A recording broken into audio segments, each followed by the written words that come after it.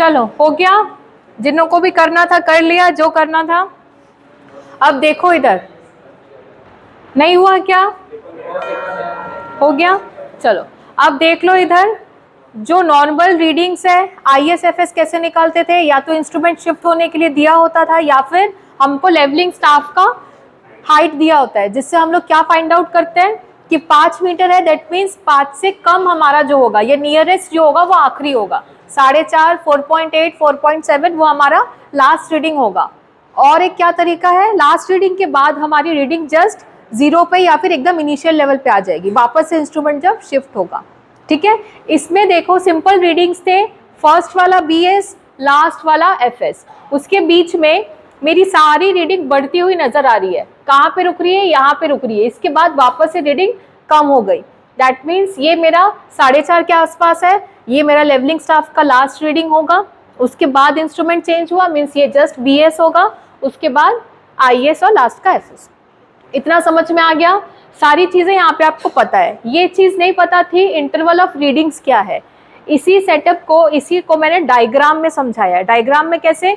Simple है diagram, किसी भी क्वेश्चन का डायग्राम आप बना सकते हैं, सिर्फ इस क्वेश्चन के लिए नहीं, किसी भी क्वेश्चन का डायग्राम कैसे बनेगा सॉरी, स्टैंडी लगा दो, पहला रीडिंग BS है लिख दो, उसके बाद जितने बीच में IS है उतने की रीडिंग आप लिख लो, लास्ट का जो FS है उसका एज इट इज लिख लो।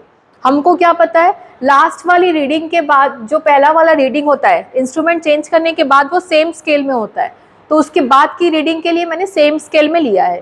एक स्टैंडी लगा दो, जितनी बची हुई रीडिंग्स है उसको लिख लो। डायग्राम बनाना इजी है, डायग्राम में कुछ टफ नहीं है। अब क्या है, मैंने देखो एक स्लोप की तरह बनाया है, नीचे ढलान है, स्लोप की तरह बनाया है, क्योंकि क्वेश्चन में दिया था on a continuous sloping ground. ठीक है, क्वेश्चन को मैंने शॉर्ट में लिखा है, बाकी तो आपको ग्रुप में शेयर किया है मैंने। तो एक स्लोप है जिसका एक ट्रायंगल आपको दिख रहा होगा, एक ट्रायंगल फॉर्म हो रहा है, वहां का जो 20 मीटर है, मतलब हर 20 मीटर के अंतराल में मैंने रीडिंग्स ली हुई है। यहाँ का 20 मीटर थोड़ा बड़ा है, थोड़ा छोटा है, क्योंकि मेरी डायग्राम उतनी अच्छी नहीं है, पर हर 20 मीटर का साइज सेम है। ठीक है, अब इसके बाद BM जो आपको फर्स्ट रीडिंग का दिया था वो भी मैंने लिख लिया डायग्राम में, यहाँ तक समझ में आ गया। अब जो ट्रायंगल बन रहा होगा यहाँ पे, वो ट्रायंगल क्या है, इस ट्रायंगल की कुछ एक हाइट होगी जो कि कहाँ से मिलती होगी, मेरे लास्ट वाले पॉइंट से। लास्ट वाले पॉइंट से अगर मैं इस पॉइंट को जोड़ूं तो मेरा एक ट्रायंगल फॉर्म हो रहा है, जो हाइट है वो मेरी V है। V को मैं क्या लिख सकती हूँ, राइज भी लिख सकती हूँ, राइज को मैं और क्या लिख सकती हूँ, डेल्टा Y भी लिख सकती हूँ, क्योंकि ये Y एक्सिस पे है। ठीक है, राइज मीन्स ऊपर चढ़ना, ये वर्टिकल। अब ये जो H है, H का क्या मतलब है, जितना मेरा ओवरऑल सर्वे मैंने किया पूरा डिस्टेंस, तो H को मैं लिख सकती हूँ रन, रन मीन्स जहाँ हम दौड़ते हैं, ये हॉरिजॉन्टल डिस्टेंस। अब रन को मैं क्या लिख सकती हूँ, डेल्टा X लिख सकती हूँ। रन निकालने का क्या फॉर्मूला होगा, एकदम सिंपल है, जितना इंटरवल आपको दिया हुआ है इनटू नंबर ऑफ इंटरवल, यही होगा, या फिर 20 को 8 बार प्लस कर दो, एक ही मतलब है, या 20 × 8 कर दो, या 20 करके ऐसा 8 बार प्लस कर दो, that will be your run. H का आ जाएगा वैल्यू कितना है, V का वैल्यू कैसे आएगा, याद करो हम लोग RL जब फाइंड आउट करते थे तो ये सारी एलिवेशंस को फाइंड आउट करते थे, यही हमारा RL था जो मैंने पहले बताया था। तो V की वैल्यू कैसे आ जाएगी, जितना मेरा लास्ट RL है और मैं फर्स्ट को माइनस करूंगी, आ जाएगा। तो मैं यहाँ पे क्या लिख सकती हूँ, मेरा formula last RL minus first RL, और इसमें अगर नेगेटिव साइन आता है तो उसको आपको नेग्लेक्ट करना है, negative sign should be neglected. अगर इस दौरान इस फॉर्मूले में नेगेटिव साइन आता है तो आपको उसको नेग्लेक्ट करना है। ठीक, अब V/H क्या चीज है, आपको V समझ में आ गया, H समझ में आ गया। ग्रेडियंट क्या चीज है, ग्रेडियंट कुछ नहीं, आपका एक ट्रायंगल फॉर्मेशन है या फिर एक स्लोप है जिसकी वैल्यू आपको फाइंड आउट करनी है। इस स्लोप की वैल्यू, इस स्लोप की वैल्यू फाइंड आउट करने के लिए मेरे पास फॉर्मूला हमेशा होता है ग्रेडियंट का, V/H, या फिर डेल्टा Y/डेल्टा X, या फिर राइज अपॉन रन, जो चाहो वो लिख सकते हो। ज़्यादा बेहतर है कि आप सारे फॉर्मूले लिखो और जब भी लिखो तभी उसको एक बॉक्स में पुट अप कर दो। अब इजी है, ग्रेडियंट कैसे फाइंड आउट होगा ये भी आप जानते हो, ये भी आप जानते हो। लास्ट आरएल फर्स्ट आरएल आपने सॉल्व किया है टेबल पे राइज एंड फॉल मेथड से, वहां से ले लो। इंटरवल आपको पता है, कितने नंबर ऑफ इंटरवल से गिनते हैं, 1 2 3 4 5 6 7 8, तो मतलब 20 इंटू 8। ठीक है, अब आपको इस फॉर्मूले में रखना है और ग्रेडियंट निकालना है। इतना ही काम आपका एक्स्ट्रा था। पूरे न्यूमेरिकल भर में एक डायग्राम बनाना है और 20 ऐसे लिख के आपको v/h करके ग्रेडियंट निकालना है। निकल जाएगा, इजी है ग्रेडियंट। ग्रेडियंट का मतलब क्या होता है, आपका जो स्लोप है इस स्लोप की वैल्यू फाइंड आउट करनी। आपका किसी भी सिविल के टर्म्स में मोस्टली हम लोग का ग्रेडियंट होता है 20, मतलब ये जो है इसको हम 20 लेते हैं। कैसे 20 लेंगे, अच्छा एक टफ काम है, ग्रेडियंट की वैल्यू कुछ भी आए, X Y Z A B C कुछ भी आए, ग्रेडियंट को आपको लिखना कैसे है, हमेशा 1/, में लिखते हैं। एक में इतना तो बाकी में कितना, ऐसे करते हैं ना मैथमेटिक्स में, वैसे ही 1 इन कुछ लिखेंगे। जैसे सपोज मेरा राइज अपॉन रन क्या आ रहा है, ये कितना आएगा, राइज कितना आएगा बाबा, राइज क्या है मेरा, ये है last RL minus first RL -8.16, और ये कितना आएगा, तो इसको आप करोगे कुछ ना कुछ पॉइंट में आएगा, कुछ ना कुछ पॉइंट में आएगा। अब क्या करना है आपको, इसको पूरे को कन्वर्ट करना है किसमें, 1/, कुछ भी ए बी सी या फिर एक्स वाई जेड ऐसे टर्म्स में आपको इसको कन्वर्ट करना है। जो मल्टीप्लाई करना है, जो डिवाइड करना है करो, पर टर्म्स में किस में लाओगे, 1/, इसके।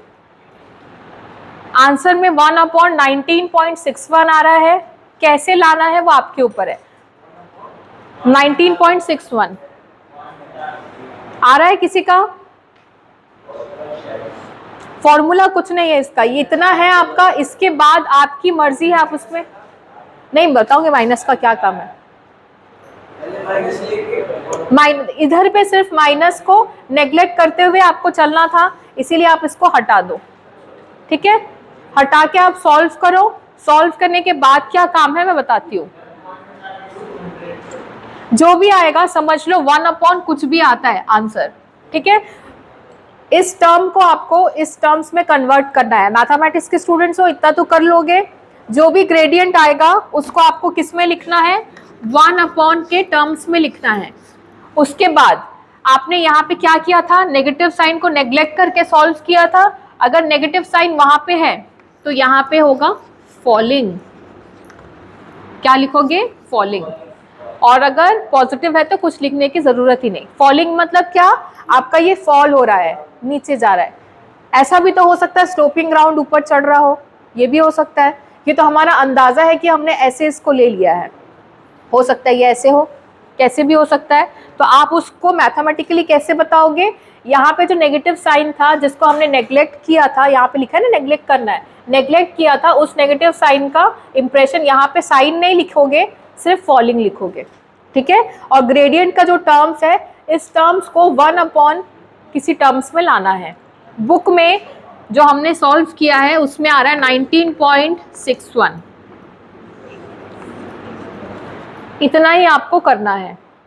ठीक है, किसी को डाउट है इस क्वेश्चन में, सोमेश को डाउट है, सोचो आराम से सोचो, देखो निहारो डायग्राम, सब समझ में आएगा। और चाहो तो हर क्वेश्चन का ऐसा डायग्राम घर पे बनाया करो, जैसे क्वेश्चन मिलता है ना डायग्राम बना लिया करो, आपको सब कुछ दिमाग में क्लियर हो जाएगा। ठीक है, ये बताओ फिर से, ये डायग्राम के साथ हमने सॉल्व किया तो ये वाला फॉर्मूले से आया, सिंपल। यहाँ तक नेगेटिव साइन को यहाँ नेग्लेक्ट करने के लिए लिखा हुआ था, तो मैंने अभी के लिए इसको हटा दिया, नेग्लेक्ट कर दिया, सॉल्व किया, जितना भी आया होगा उसको मैं 19.61,